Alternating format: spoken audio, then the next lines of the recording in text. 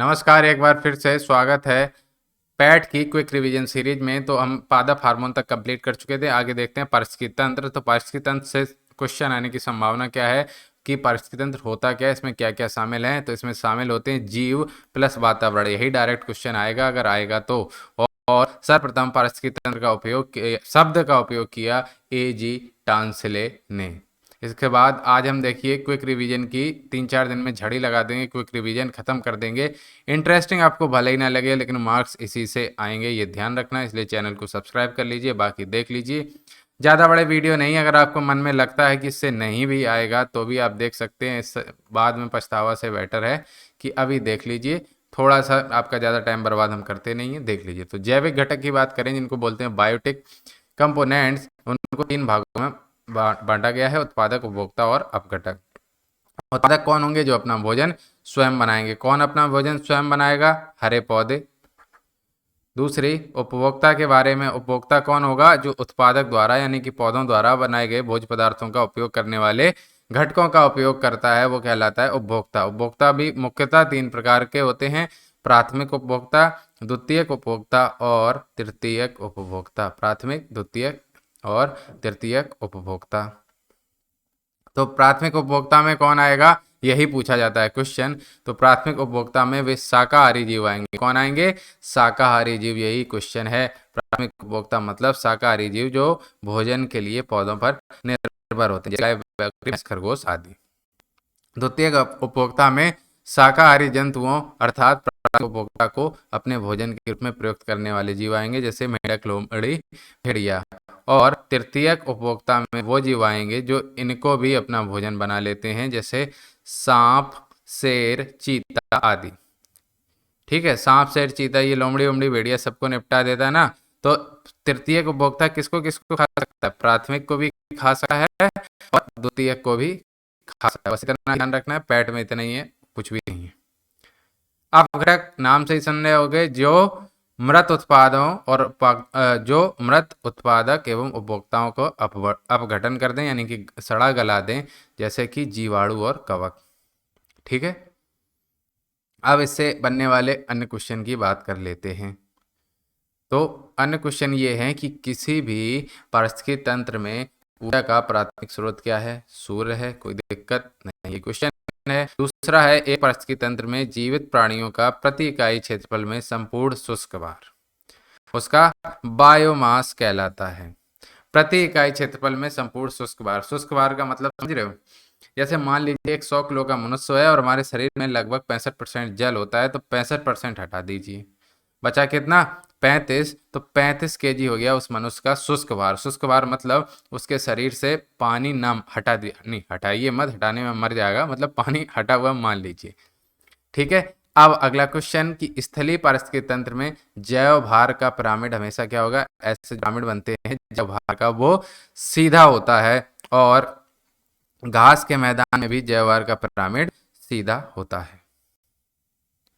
ठीक है, जलीय पारिस्थितिकी तंत्र में जैव भार का पिरामिड उल्टा होता है। अब जैव भार होता क्या, ये आप देख लीजिए। जैव भार का मतलब होता है जो प्राथमिक, द्वितीय, तृतीय का होता है, उसमें जो वेट का क्रम होता है वो होता है। और बाकी डिटेल में चाहिए तो वो जब हम एनवायरनमेंट की सीरीज लाएंगे तब पढ़ना, अभी यहाँ पे पढ़ने का फायदा नहीं है, पेट में कोई नहीं पूछ रहा है। और ऊर्जा का पिरामिड हमेशा और हमेशा सीधा होता है। तो ये हमें उसमें कमेंट सेक्शन में बताइए कि कौन सा पिरामिड उल्टा होता है, कौन सा? पेड़ तंत्र में क्या जैव भार का पिरामिड उल्टा होता है या नहीं, ये हमें कमेंट सेक्शन में बताइए। इसके अलावा इंपॉर्टेंट पॉइंट क्या है कि प्राय खाद्य श्रृंखला में सर्वाधिक संख्या में क्या होते हैं? प्राथमिक उत्पादक। ठीक है, इसके बाद इंपॉर्टेंट क्वेश्चन जो आते हैं वो है पाचन में सहायक प्रमुख अंग। पाचन में सहायक प्रमुख अंग, तो ग्रस्सिका या ग्रास नली जो हमारे गर्दन से होकर ये जाती है, उससे होकर भोजन कहाँ पहुंचता है? आमाशय। आमाशय को ही क्या बोलते हैं? स्टमक।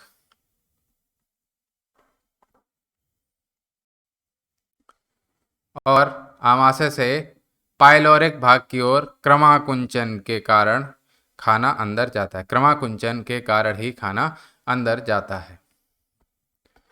और जठर रस में कौन कौन से एंजाइम होते हैं? जठर रस में होते हैं पेप्सिन और रेनिन। और रेनिन दुग्ध रेनिन दुग्ध प्रोटीन के पाचन में सहायक होता है। तो वह कौन सा एंजाइम होता है जो दूध के पचाने में सहायक होता है? वो होता है रेनिन। अब बात करते हैं छोटी आंत में पाचन के बारे में। तो आमाशय से आने वाले कायम, कायम यानी जो उसमें सब कुछ मिल गया है एंजाइम, उसको बोलते हैं कायम, अथवा तरल भोज पदार्थों का पाचन छोटी आंत में होता है। यहाँ पर आंतररस क्या होता है? क्षारीय होता है। और एक स्वस्थ मानव प्रतिदिन लगभग 2 लीटर आंतरिक रस स्रावित करता है छोटी आंत में। और छोटी आंत का रस क्या होगा? क्षारीय होगा। अब सबसे ज़्यादा क्वेश्चन जो बनते हैं वो बनते हैं यकृत पर। तो मानव शरीर की सबसे बड़ी ग्रंथि, याद रखना, लीवर। लीवर स्टमक दोनों अलग चीज़ें होती हैं, हम एक ही मान लेते हैं। तो ठीक है, मानव शरीर की सबसे बड़ी ग्रंथि, क्वेश्चन यही आ जाता है। तो वो क्या है? यकृत, लीवर। और यकृत ही प्रोटीन की अधिक मात्रा को कार्बोहाइड्रेट में बदल देता है। ये क्वेश्चन नंबर 2 है इंपॉर्टेंट में। और यकृत में ही फाइब्रोनोजिन प्रोटीन का निर्माण होता है जो विटामिन के साथ रुधिर का थक्का जमाने में आवश्यक होता है। ये भी इंपॉर्टेंट क्वेश्चन है। और यकृत में हिपोएरिन प्रोटीन का भी निर्माण होता है जो शरीर के भीतर रक्त का थक्का नहीं जमने देता। और बाइल जूस का यानी कि पित्त रस का श्रावण भी पित्त रस का संश्लेषण भी कौन करता है? यकृत। तो यकृत से रिलेटेड सारे के सारे क्वेश्चन इंपॉर्टेंट हैं किसी भी एग्जाम में। हिपेरिन प्रोटीन का काम क्या है? कि शरीर के अंदर रक्त को नहीं जमने देना। और पित्त का संश्लेषण भी कौन करेगा? लीवर। और सबसे बड़ी ग्रंथि यकृत। और फाइब्रोनोजिन जो कि रक्त के थक्का जमाने में सहायक होती है, किसके साथ? विटामिन के साथ। एक क्वेश्चन ये भी है, विटामिन के का कार्य है तो रक्त का थक्का जमाने में सहायक होना। अब आगे आते हैं अग्न्यास है यानी कि पैंक्रियाज की। तो पैंक्रियाज मानव शरीर की दूसरी सबसे बड़ी ग्रंथि मानी जाती है। और यह एक ऐसी ग्रंथि होती है, अंतःस्रावी और बहिःस्रावी दोनों। यानी कि ग्रंथियां कितने प्रकार की होती हैं? 3 प्रकार की, अंतःस्रावी, बहिःस्रावी और मिश्रित। तो ये दोनों हैं, यानी कि इंडोक्राइन और एक्सोक्राइन, यानी कि मिश्रित प्रकार की ग्रंथि का उदाहरण कौन सा है? अग्नाशय है। और अगर क्वेश्चन आ जाए शरीर की दूसरी सबसे बड़ी ग्रंथि, तो वो क्या है? अग्नाशय है। अब बात करते हैं क्वेश्चन जो आता है इंसुलिन पे। तो इंसुलिन की खोज करी बैटिंग और बेस्ट ने। बैटिंग और बेस्ट ने। और इंसुलिन का काम है ग्लूकोज से ग्लाइकोजन निर्माण की क्रिया पर कंट्रोल रखना। इंसुलिन की कमी से मधुमेह यानी डायबिटीज नामक बीमारी हो जाती है, बचपन से सुनते आए होंगे, जिसको बोलते हैं शुगर।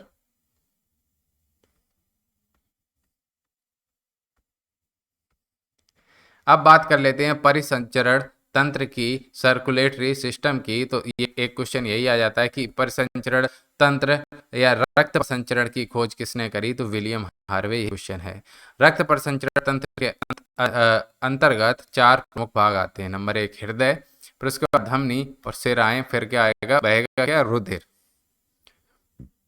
अब आ जाए मानव हृदय 4 कोष्ठों से बना होता है। तो क्वेश्चन बन जाता है कि मनुष्य के हृदय में कितने कोष्ठ पाए जाते हैं? तो आंसर है 4।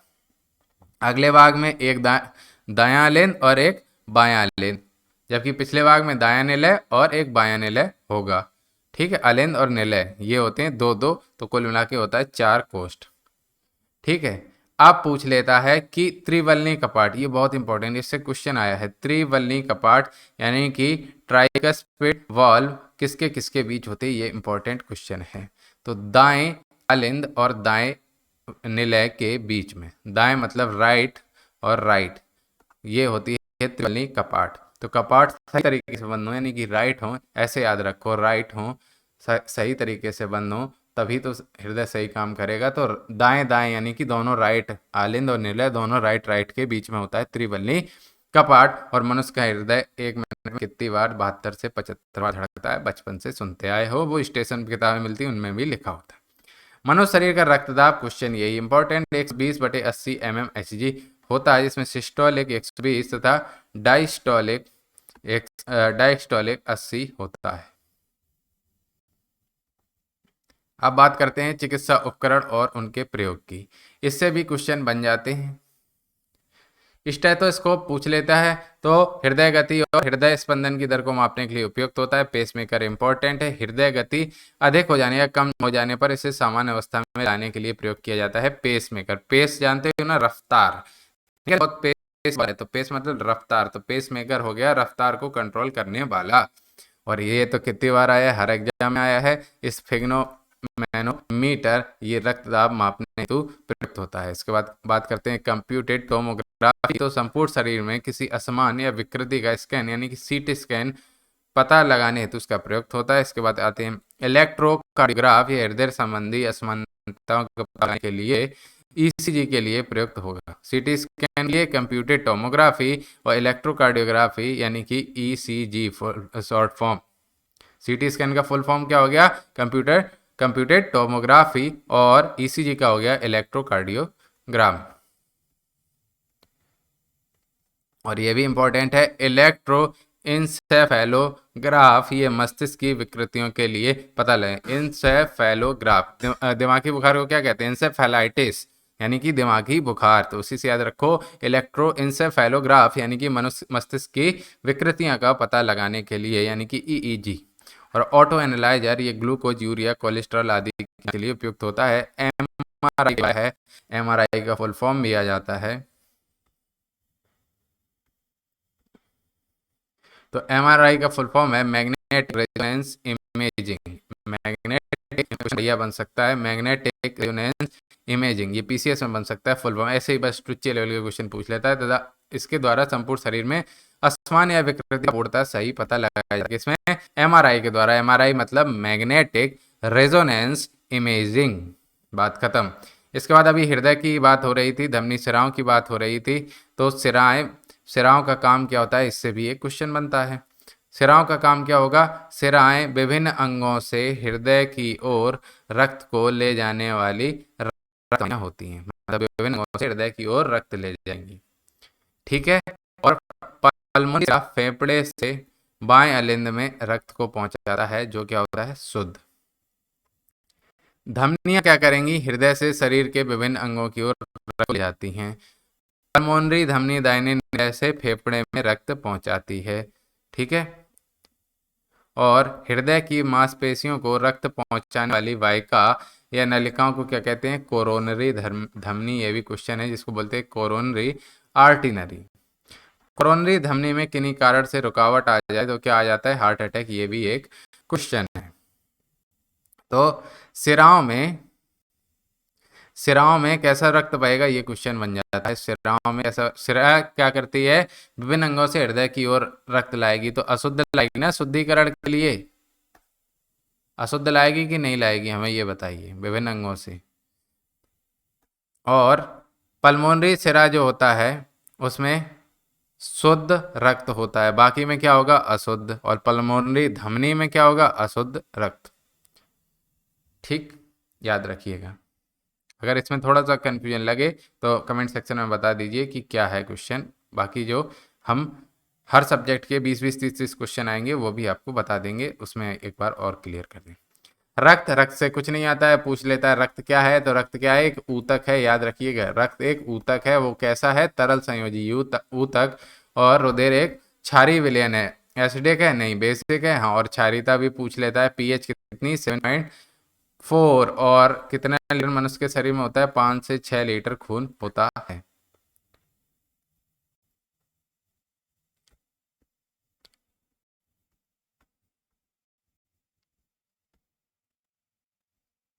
अब बात करते हैं लाल रक्त कणिकाएं या फिर एरिथ्रोसाइट, ये नाम याद रखना है, लाल रक्त कणिकाएं या एरिथ्रोसाइट। तो लाल रक्त कणिकाओं का निर्माण कहाँ होता है, बोन मैरो यानी कि अस्थि में। Important question.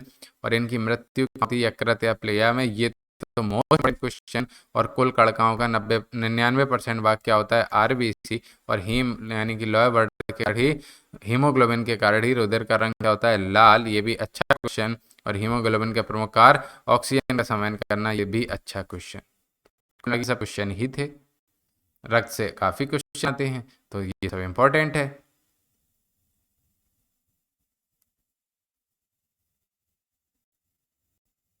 इसके बाद आते हैं श्वेत रुधिर कणिकाएं, डब्ल्यूबीसी या फिर ल्यूकोसाइट। पूछ लेते हैं इनको क्या बोलते हैं, तो डब्ल्यूबीसी को क्या बोलते हैं, डब्ल्यूबीसी को ल्यूकोसाइड, ठीक है। डब्ल्यूबीसी को ल्यूकोसाइट्स बोलते हैं। इनका प्रमुख कार्य क्या होता है, शरीर को, ये कार्य पूछ लेता है, क्वेश्चन है, श्वेत रुधिर कणिकाओं का प्रमुख कार्य क्या होगा? शरीर को सुरक्षा प्रदान करना, और सर्वाधिक सुरक्षा प्रदान करने वाली WBC लिम्फोसाइट्स हैं। कौन सी हैं? लिम्फोसाइट्स। और WBC को बोलते हैं ल्यूकोसाइट्स। अब आते हैं रुधिर प्लेटलेट्स। तो प्लेटलेट्स का प्रमुख काम होगा, ये भी क्वेश्चन है, रक्त का थक्का जमाना। और रुधिर प्लेटलेट्स केवल स्तनियों यानी स्तनपाइयों के रुधिर में पाई जाती है।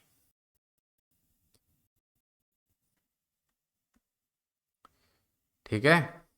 ल्यूकोसाइट यानी वाइट ब्लड सेल्स, और एरिथ्रोसाइट माने रेड ब्लड सेल्स।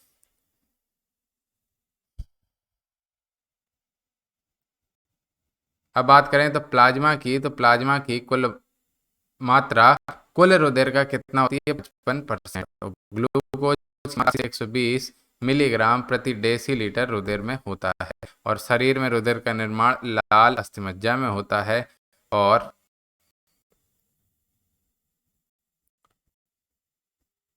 आवश्यकता से अधिक रुधिर का संचय या शरीर में क्या होगा? प्ली या फिर तिली, जिसको बोलते हैं स्प्लीन होता है। और शरीर में आरबीसी का जीवन काल, यह भी क्वेश्चन है इंपॉर्टेंट, 120 दिन का होता है। और प्लिया को मृत रुधिर कणिकाओं का क्या बोलते हैं? कब्रिस्तान। इसके बाद आते हैं ब्लड ग्रुप की। तो ब्लड ग्रुप की खोज, यही एक सबसे इंपॉर्टेंट क्वेश्चन ब्लड ग्रुप से है, वो यही है। तो कार्ल लैंडस्टीनर ने खोज करी ब्लड ग्रुप की, एंटीजन ए और एंटीजन बी। अब इसमें एक और क्वेश्चन, सर्वदाता ग्रुप कौन सा होगा? और सर्वग्राही, तो सर्वदाता ओ है, और तो सर्वग्राही कौन सा? ए। और लैंडस्टीनर व वीनर के द्वारा RH पॉजिटिव यानी कि RH फैक्टर की भी खोज की गई थी, ये भी क्वेश्चन बन जाता है। ठीक है। अब पूछ लेगा कौन सा ब्लड ग्रुप में कौन सा एंटीजन और कौन सी एंटीबॉडी पाई जाती है। तो देखो, रुधिर वर्ग ए होगा तो एंटीजन ए होगा, और एंटीबॉडी क्या होगी? B, small B. रुधिर वर्ग बी होगा तो एंटीजन बी और एंटीबॉडी ए होगी। और ए बी होगा तो इसमें कोई भी एंटीबॉडी नहीं होगी, एंटीजन होंगे ए और बी। और ओ में कोई भी एंटीजन नहीं होगा, और एंटीबॉडी होगी ए और बी।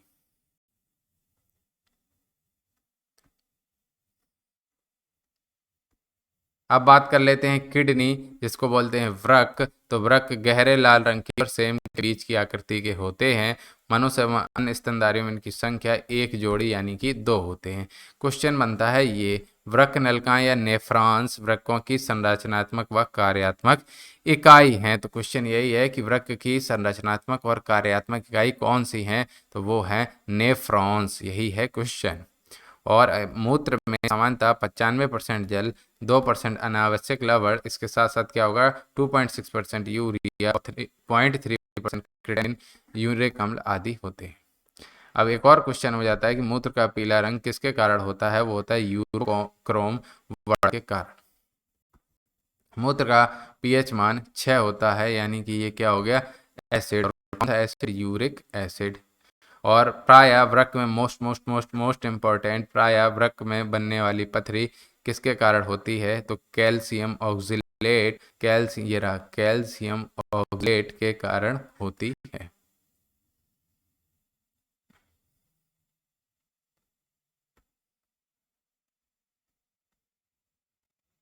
इसके बाद बात करेंगे तंत्र की। तो तंत्र का तंत्र यानी कि नर्वस सिस्टम। तो सबसे पहले इसमें मस्तिष्क की बात कर लें तो मनुष्य का मस्तिष्क क्रेनियम यानी खोपड़ी में हड्डियों से बने कपाल गुहा यानी कि क्रेनियल कैविटी के अंदर सुरक्षित रहता है। मनुष्य के मस्तिष्क का वजन लगभग 1.3 से 1.4 किलोग्राम होता है। इंपॉर्टेंट क्वेश्चन, सेरिब्रम, थैलेमस और हाइपोथैलेमस अग्र मस्तिष्क के भाग हैं, इससे क्वेश्चन बनता ही बनता है। सेरिब्रेलम, थैलेमस, हाइपोथैलेमस, मेडुला ऑब्लांगेटा, ये कुछ ना कुछ आके आपको पूछ लेगा। तो अग्र मस्तिष्क के भाग कौन से हैं? सेरिब्रम, थैलेमस और हाइपोथैलेमस। सेरिब्रम, थैलेमस और हाइपोथैलेमस। ठीक है।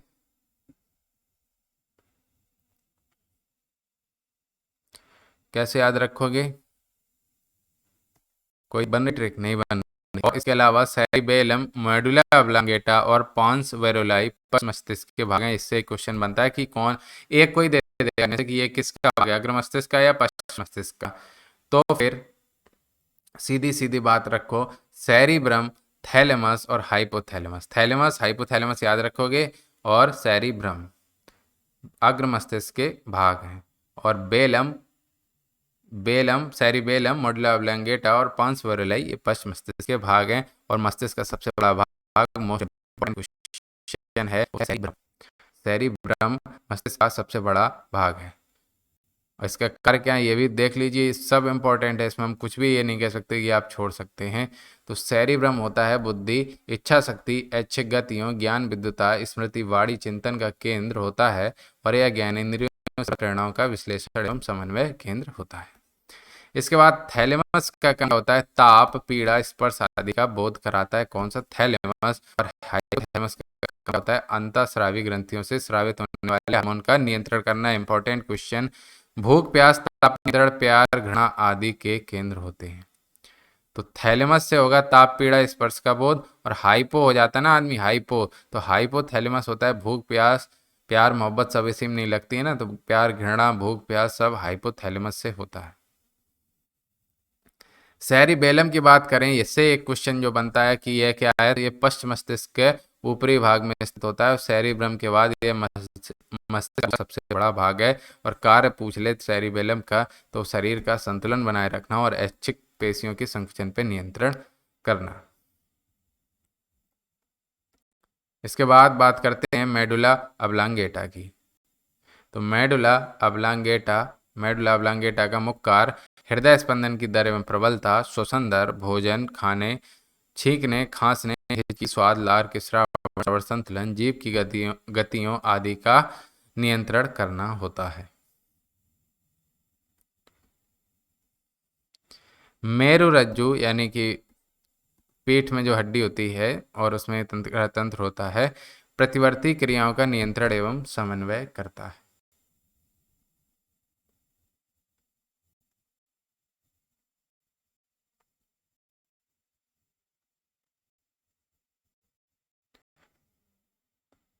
आगे देखिए, मेरुरज्जु मस्तिष्क से आने वाले उद्दीपनों का संवहन भी करता है। मेरुरज्जु मस्तिष्क से आने वाले उद्दीपनों का संवहन भी करता है। अब आगे देखिए, वयस्क कंकाल तंत्र की बात हो रही है। तो वयस्क मनुष्य में कितने अंतःकंकाल 206 हड्डियों का बना होता है, और ये क्वेश्चन है ही है। दूसरा क्वेश्चन होता है, सबसे छोटी हड्डी स्टेपीज होती है और सबसे बड़ी अस्थि फीमर होती है। और स्टेपीज कहाँ पाई जाती है? कान में पाई जाती है, याद रखना। फीमर यानी कि जांग की हड्डी होती है, ये भी है। पसलियों की संख्या पूछ लेते हैं, तो हमारे शरीर में 12 जोड़ी यानी कि 24 पसलियां यानी कि रिब्स, ये हमारे बच्चे कटहरे माने पिंजड़ा जो होता है, वो थोरासिक केज का पार्श्व भाग यानी कि आगे का भाग बनाती है। अब ग्रंथियों की बात कर लेते हैं, तो अंतःस्रावी ग्रंथियां और बहिस्रावी ग्रंथियां। तो बहिस्रावी ग्रंथि वो होती है जिनसे स्रावित पदार्थ इनकी नलिकाओं में बहकर संबंधित एपिथीलियम स्तर की सतह पर मुक्त होता है, जैसे दुग्ध ग्रंथि, स्वेद ग्रंथि, अश्रु ग्रंथि, श्लेष्म ग्रंथि, लार ग्रंथि। मतलब जो भी बाहर निकलेगा, बाहर रिलीज होगा, वो होगी बहिस्रावी ग्रंथि। और अंतःस्रावी ग्रंथि में क्या होगा? अंतःस्रावी ग्रंथि से स्रावित पदार्थ या हार्मोन ऊतक द्रव में मुक्त होते हैं और रुधिर कोशिकाओं में पहुंचकर सारे शरीर में संचारित होते हैं, जैसे पीयूष अर्थात पिट्यूटरी ग्रंथि, थायराइड अर्थात एड्रिनल ग्रंथि, पीनियल, थाइमस ग्रंथि आदि। मिश्रित ग्रंथि क्या होगी? अभी हमने बताया, बहिस्रावी अंतःस्रावी दोनों प्रकार के ऊतक या कोशिकाएं होती है, जैसे अग्नाशय यानी कि pancreas. Most important question, pancreas क्या है? मिश्रित ग्रंथि। यही तो मोस्ट इंपॉर्टेंट हमने क्वेश्चन आपको बताया है। अब बात करते हैं एक प्रमुख अंतःस्रावी ग्रंथि और उनसे उत्पन्न होने वाले हार्मोन। सबसे पहले बात होगी पीयूष ग्रंथि या पिट्यूटरी ग्रंथि की। तो यह कपाल की स्फेनाइड हड्डी में हाइपोफाइसिलस गड्ढे अर्थात सेला टर्सिका में सुरक्षित रहती है। किसमें सुरक्षित रहती है? सेला टर्सिका। किसमें? कपाल की स्फेनॉइड हड्डी, स्फेनॉइड हड्डी में हाइपोफाइसियल गड्ढे अर्थात सेला टर्सिका में ग्रंथि पाई जाती है? पीयूष ग्रंथि पाई जाती है।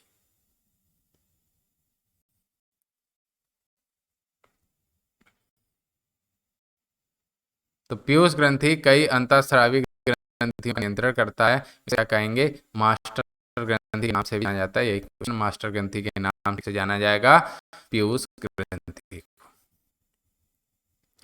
इसके बाद बात करें अवटु ग्रंथि या थायराइड ग्रंथि की। ग्रंथि मनुष्य के गले में श्वास नाली यानी कि ट्रेकिया के दोनों ओर और लैरिंग्स के नीचे, यहाँ यहाँ यहाँ होती है ना, ट्रेकिया और लैरिंग्स के नीचे यानी कि ये पोर्शन में होती है।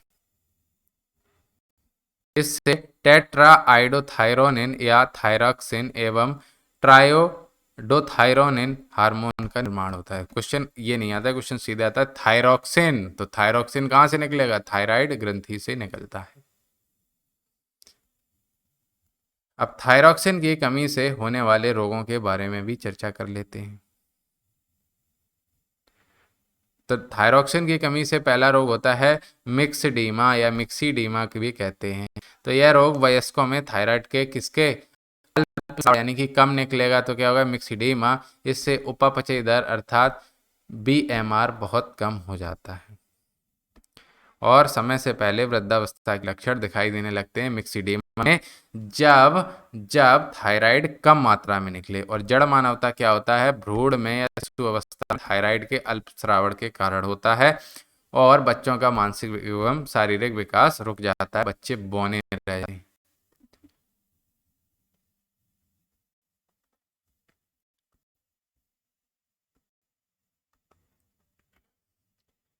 अब बात करते हैं आगे सामान्य घेंगा या फिर गलगंड रोग, जिसको बोलते हैं सिंपल गोइटर। तो थायराइड ग्रंथि के बड़ी होकर फूलने को क्या बोलते हैं? घेंगा रोग। यह रोग भोजन में किसी कमी से, आयोडीन की कमी से बच्चों में पड़ते आ रहे हैं।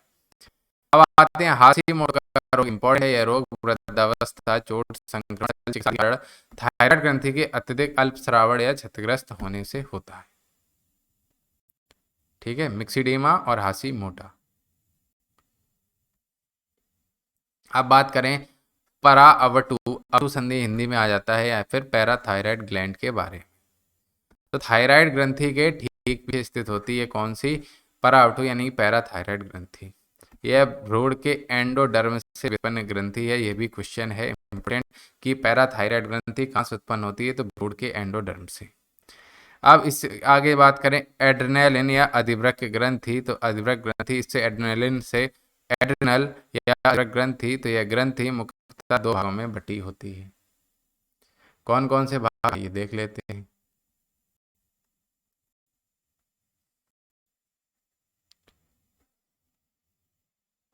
बाहरी भाग अर्थात अधिवृक्क ग्रंथि की बात कर रहे हैं। बाहरी भाग अर्थात कॉर्टेक्स। बाहरी भाग क्या कहलाता है? कॉर्टेक्स। और आंतरिक भाग क्या कहलाता है? मेडुला। आंतरिक भाग मेड्यूला और बाहरी भाग क्या कहलाएगा? कॉर्टेक्स। एड्रिनल ग्रंथि से स्रावित एड्रेनालिन हार्मोन को लड़ो और उठो, फाइट एंड फाइट हार्मोन भी कहा जाता है। Most important, fight and fight hormone किसे कहा जाता है? तो एड्रेनालिन ग्रंथि से हार्मोन को। ये क्यों कहा जाता है? क्योंकि हार्मोन शरीर में संकटावस्था यानी कि जब आप आफत विपत विपत्ति में आ जाते हैं, हानि हैरानी परेशानी दुविधा संकट कठिनाई कष्ट शक संशय पीड़ा उत्पन्न होती है, तो शरीर में संकटावस्था का सामना करने हेतु उग्र विपत्ति प्रतिक्रिया करने हेतु ये हार्मोन तैयार रहते हैं। एड्रेनालिन या फिर एपिनेफ्रिन के स्राव से हृदय गति में वृद्धि हो जाती है और शरीर में उत्तेजना का अनुभव होता है। जैसे मान लीजिए आप जा रहे हैं, अचानक से बगल से ट्रक निकल गया, तो कहते हैं धक धक हो, अपन के इधर धक धक हो रेला है। यही वाला कौन सा हार्मोन? एड्रेनालिन। इसको क्या कहते हैं? उठो और लड़ो हार्मोन। इसके बाद बात करते हैं जनन ग्रंथि की। जनन ग्रंथि नंबर 1 है ओवरी, अंडाशय। उससे कौन कौन से हार्मोन निकलते हैं? Number 1 oestrogen. एस्ट्रोजन को क्या बोलते हैं? नारी विकास हार्मोन। अच्छा क्वेश्चन। यह मादा के द्वितीयक लैंगिक लक्षणों के विकास में सहायक होता है। कौन सा हार्मोन? एस्ट्रोजन। और इसके बाद प्रोजेस्टेरॉन होता है। यह भी अच्छा क्वेश्चन, प्रोजेस्टेरॉन क्यों? क्योंकि यह धारण यानी प्रेगनेंसी के लिए आवश्यक लक्षणों के विकास को प्रेरित करता है। इसके बाद वृषण, इसको टेस्टोस्टेरोन भी बोलेंगे। तो वृषणों की लेडिंग कोशिका, सेल ऑफ लेडिंग से नर हार्मोन अर्थात एंड्रोजन्स वृषण से। और प्रमुख एंड्रोजन कौन से हैं? टेस्टोस्टेरोन। इससे पौरुष विकास हार्मोन कहते हैं। ये भी एक अच्छा क्वेश्चन है। इसके बाद अब हम बात करेंगे भोजन में पोषक तत्वों की। देखो जो रह जाएगा, कुछ चीजें इसमें भी गायब हैं, वो क्वेश्चन में कवर कर देंगे। घबराने की कोई भी किसी तरह की आवश्यकता नहीं है, हम है ना। तो विटामिन पहला क्वेश्चन बन जाता है। विटामिन से इसकी खोज किसने करी? ने। ये इंपॉर्टेंट क्वेश्चन है। विटामिन जटिल कार्बनिक यौगिक होते हैं और 20 प्रकार के विटामिन लगभग ज्ञात हो चुके हैं। दो हैं, जल में घुलनशील और वसा में घुलनशील। तो जल में घुलनशील और वसा में घुलनशील क्वेश्चन आता ही है। जल में और वसा में घुलनशील विटामिन। तो जल में होंगे, वसा में कौन कौन से होंगे? तो देखो एक बात सीधी सीधी सुन लो, ना जल याद रखो ना वसा याद रखो। नींबू में कौन सा विटामिन होता है? नींबू में विटामिन सी होता है। तो बी सी एक साथ रख लेना। और एडी वो क्या, वो हो गए तुम्हारे वसा में घुलनशील। सी याद रहेगा, सी से पहले वाले बी, तो बी सी जो आप लोग खूब सारी गालियां देते हैं वही वाला। और बाकी वसा में हो जाएंगे एडी। एक क्वेश्चन किसी से आए ना आए, विटामिन से क्वेश्चन आपके एग्जाम में जरूर आएगा। जाओ बात खत्म। और अब तो 4-4 शिफ्ट में, 4 शिफ्ट में 2-2 क्वेश्चन आए तो 8 क्वेश्चन फंस जाएंगे बायोलॉजी के हमारे।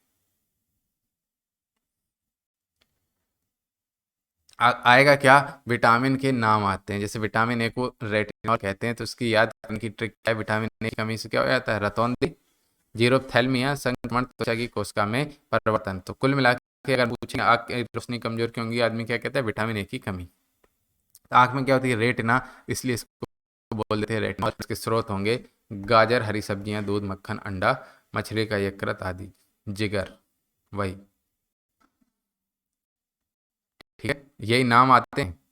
विटामिन बी, इसका नाम क्या है? ये भी इंपॉर्टेंट नाम, सबके इंपॉर्टेंट नाम। विटामिन बी वन बोलते थायमीन, इससे रोग कौन से हो जाएंगे?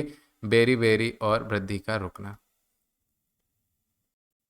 विटामिन बेरी बेरी और वृद्धि का रुकना, विटामिन बी वन जिसको बोलते हैं थायमीन। ये किस में मिलेगा? अनाज, फलियां, सोयाबीन, दूध आदि में। इसके बाद विटामिन बी होता है जिसको बोलते हैं राइबोफ्लाविन। ये भी इंपॉर्टेंट। इससे क्या होता है? कीलोसिस नामक रोग हो जाता है। पनीर, ईस्ट, मांस, हरी सब्जियां आदि में पाया जाता है। और इसके बाद विटामिन डी जिसको बोलते हैं नियासिन या निकोटोनिक अम्ल, इससे हो जाता है पेलाग्रा रोग। इंपॉर्टेंट पेलाग्रा रोग विटामिन बी3 की कमी से हो जाता है। ईस्ट, मांस, मछली, अंडे, दूध, फलियां आदि में पाए जाते हैं।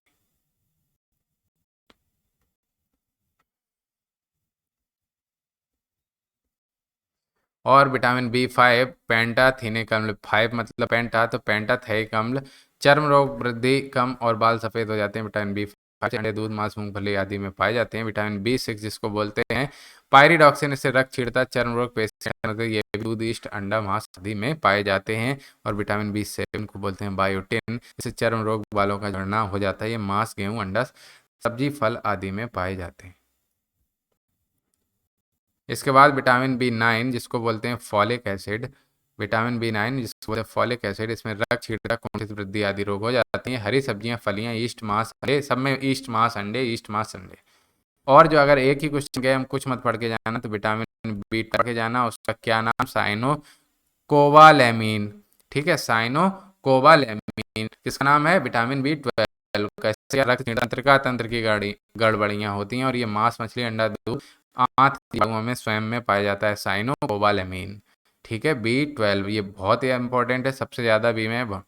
विटामिन सी, स्कर्वी हो जाता है विटामिन सी कमी से, इसलिए बोल देते हैं इसको स्कर्बिक एसिड। के फल, टमाटर, आंवला सब्जियों में पाया जाता है। और विटामिन डी से कैल्शियम का बनना होता है, विटामिन डी से, तो वो हो जाएगा कैल्सीफेरॉल, इसलिए इससे हो गए सूखा रोग, रिकेट्स, ऑस्टियोमेलेसिया। मक्खन में सबसे ज्यादा मक्खन, मछली का तेल, अंडा आदि। और सूर्य के प्रकाश से शरीर में संश्लेषण द्वारा, मतलब सूर्य का प्रकाश विटामिन डी का अच्छा स्रोत नहीं है। क्वेश्चन में हम लोग बोल देते हैं मोटी भाषा में, लेकिन सूर्य के प्रकाश से शरीर में विटामिन डी संश्लेषित हो जाता है, यानी कि सूर्य का प्रकाश शरीर में विटामिन डी के संश्लेषण में मदद करता है। विटामिन ई इंपॉर्टेंट है, क्या इंपॉर्टेंट है? घुमा के जनन की क्षमता, जनन की क्षमता में कमी, जननांग तथा पेशियां कमजोर, तो विटामिन ई की कमी से इसको बोलते हैं टोकोफेरॉल। देखो जब जनन की क्षमता कम हो जाएगी तो लोग टोकेंगे, भाई आपको बच्चा क्यों नहीं हो रहा है, वो हो गया टोकोफेरॉल, विटामिन ई। ये पाया जाता है तेल, गेहूं, अंडे की जर्दी, सोयाबीन आदि में। और विटामिन के, या जिसको बोलते हैं फ्लोक्विनोन या फिर नेफ्थोक्विनोन, विटामिन के चोट पर रक्त का थक्का न जमना किस विटामिन के कारण अभी बढ़ता है? विटामिन के। और ये हरी सब्जियां, अंडा, सोयाबीन, आंत के बैक्टीरिया आदि में पाया जाता है। कुछ करना नहीं करना, विटामिन B12 पढ़ लेना, और चोट पर रक्त का थक्का किसके कारण जमता है ये भी पढ़ लेना, और जन क्षमता की कमी किसके कारण होती है ये भी पढ़ लेना। बाकी जय हरी हर, कोई दिक्कत होगी नहीं।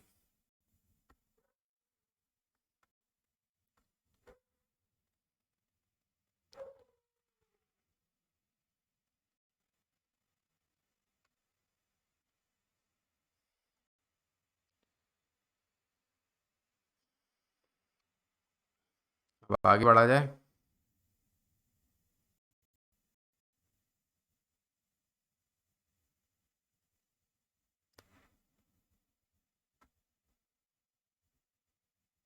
चलिए, ये पेज थोड़ा सा ओपन नहीं हो रहा है, तो आपको बता दें कि पैट के लिए और कुछ भी अगर आपको पढ़ना है तो पैट की प्लेलिस्ट में जाइए। पैट 2022 करके एक सीरीज होगी, उसमें आपको पैट का कंप्लीट मिल जाएगा। गारंटी हमारी, गारंटी हमारी 90 पर क्वेश्चन, 90 क्वेश्चन आपको बता रहे हैं हु बहू या मिलते जुलते मिले। ठीक है, अब बात करते हैं कि सोयाबीन में प्रोटीन की सर्वाधिक मात्रा होती है, ये क्वेश्चन आता है तो हाँ जी होती है। ठीक है, और गेहूं, चावल, मक्का, ये बाजरा, आलू, शकरकंद ये क्या है? कार्बोहाइड्रेट के प्रमुख स्रोत हैं।